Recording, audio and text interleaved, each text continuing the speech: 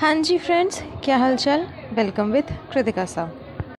तो आज हम उस लेडी के बारे में बात करने वाले हैं जिसका अपना तो खैर बहुत अच्छा इमेज था, बहुत अच्छी सेलिब्रिटी थी, बहुत ही अच्छा उसका इमेज बना हुआ था एक सोशल मीडिया पे या फिर इंडस्ट्री लाइन में आप बोल सकते हैं।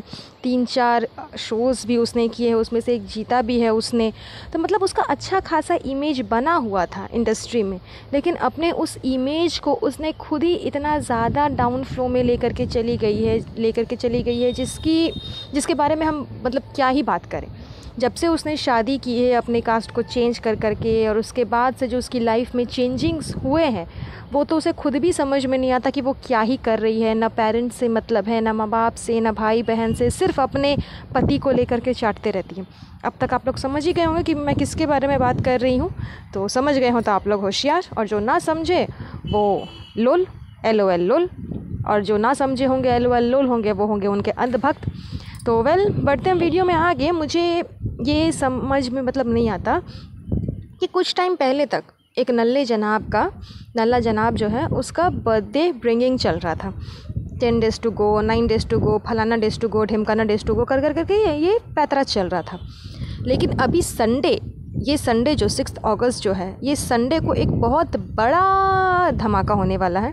एक बहुत बड़ा मतलब बहुत स्पेशल डे है, सिर्फ और सिर्फ उस मैडम के लिए, बाद बाकी किसी के लिए नहीं। बाद बाकी किसी को कोई मतलब नहीं है। यही रीज़न है, इसी रीज़न के वजह से अभी तक एक भी ब्रिंग इन नहीं हुआ है कि हाँ 10 डेज़ टू गो या 9 डेज़ टू गो, या 10-9 तो खैर छोड़ दो, 2 डेज़ या 3 डेज़ या 1 डे टू गो भी नहीं हुआ है कि हाँ 1 डे टू गो भी कर दें।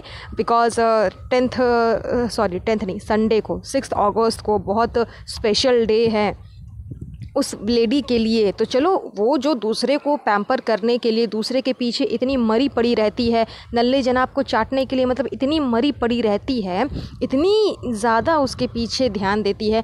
फुल प्रेगनेंसी, हाई रिस्क वाली फुल प्रेगनेंसी में बस नल्ले जनाब फैमिली को पेलम तेल वाला किचन में घुस करके खाना बनाना, पूरे रमज़ान तेलम तेल वाला खाना बनाना, ईद के लिए शॉपिंग पे जाना, इसके लिए डिज़ाइनर कपड़े, उसके लिए डिज़ाइनर कपड़े, तो उसके लिए गोटा पट्टी, तो उसके लिए फलाना, तो उसके लिए ढिमकाना, तो उसके लिए मोती, तो उसके लिए लेस, मतलब यही सब करते करते उसका पूरा प्रेगनेंसी, हाई रिस्क वाला जो प्रेगनेंसी था, जिसमें उसे डॉक्टर ने 3 मंथ्स रेस्ट करने को बोला, फिर उछलने कूदने को बोला, फिर जंक मना किया, फिर जंक खाने को बोला, फिर मीठा मना किया, फिर मीठा खाने को बोला। मतलब ये सारी चीज़ें जो डॉक्टर ने उसे बताई थी, जो कि उसने खुद ने अपनी मुंह ज़ुबानी बताई है लोगों को अपने ही ब्लॉग में।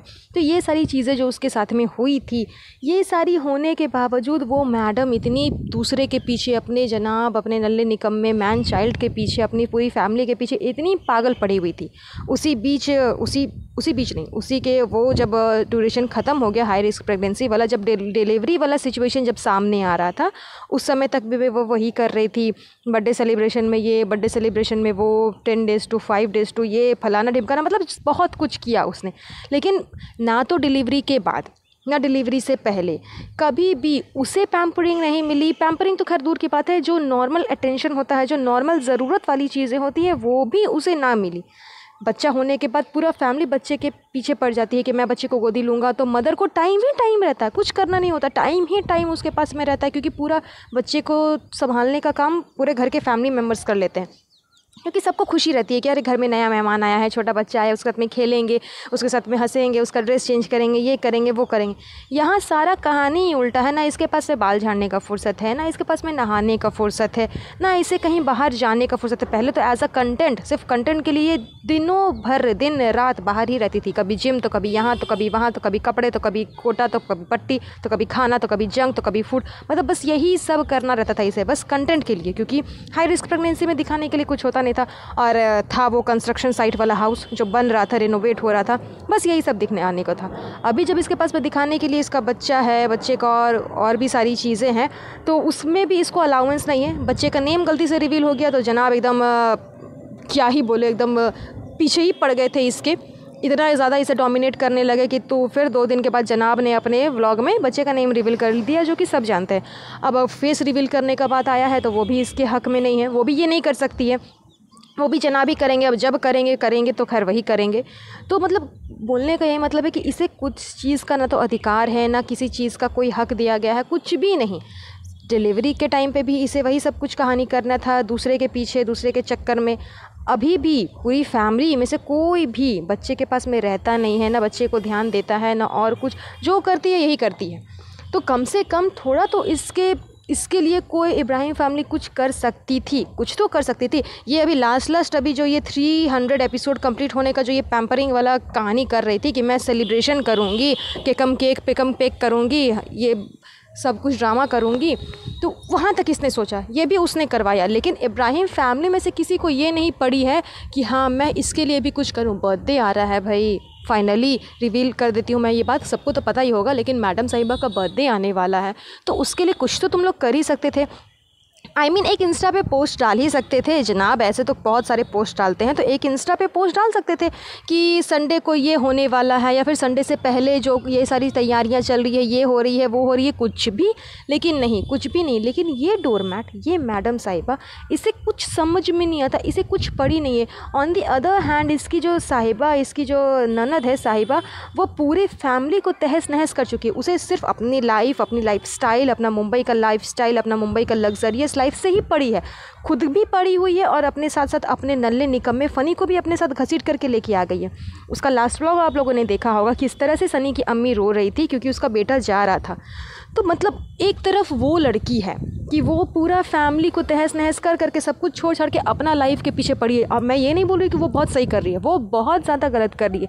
एक माँ को रुलाना, उससे उसके बेटे से अलग करा देना जानबूझ कर करके, जबकि वो माँ का तबीयत ख़राब है, वो रो रही है कि मेरा बेटा जा रहा है, तब तुम्हें नहीं आना चाहिए था। लेकिन फिर भी ये लोग आ रहे हैं सिर्फ एज अ कंटेंट, क्योंकि इसका बर्थडे है तो बर्थडे में नया कंटेंट मिलेगा, रुपया मिलेगा, व्यूज़ आएगा तो रुपया जाहिर सा बात है कि मिलेगा। तो एक तरफ वो है, और एक तरफ ये है कि इसे पूरा दुनिया से मतलब नहीं है, किसी से मतलब नहीं है, ना अपने आप से तो नहीं मतलब, दुनिया से तो खैर छोड़ ही दीजिए, इसे अपने आप से भी मतलब नहीं है। बस खाली मतलब है सिर्फ नल्ले निकम्मे जनाब से और इब्राहिम फैमिली, इसके इन लॉ से, ताकि उन लोग को ये चाटते रहें और एकदम आदर्शवादी बहू, संस्कारी बहू, फरिश्ता बहू का टैग इसको लगे, फरिश्ता बीवी का टैग इसको लगे, और वही सिंपत्ति गेन करके कि लोगों के नज़र में महानता हासिल करे, महान बने। अरे मैं ये नहीं बोलती कि तुम्हारी जो ननद है वो सही कर रही है, तुम उस तक वैसा नहीं करो जैसा वो कर रही है, तुम वैसा नहीं करो, लेकिन थोड़ा तो अपने ऊपर ध्यान दे ही सकती हो। ये मतलब कौन सी बात है? ऐसा नहीं कि तुम ही दुनिया की एक पहली माँ हो, तुम सुपर वुमेन जो हो, सुपर वुमेन, तुम्हारा सी सेक्शन हुआ उसके बाद ही तुम उछलने कूदने, हंसने, गाने, खाने पीने सब लग गई थी, सब कुछ तुमने करने लग गया।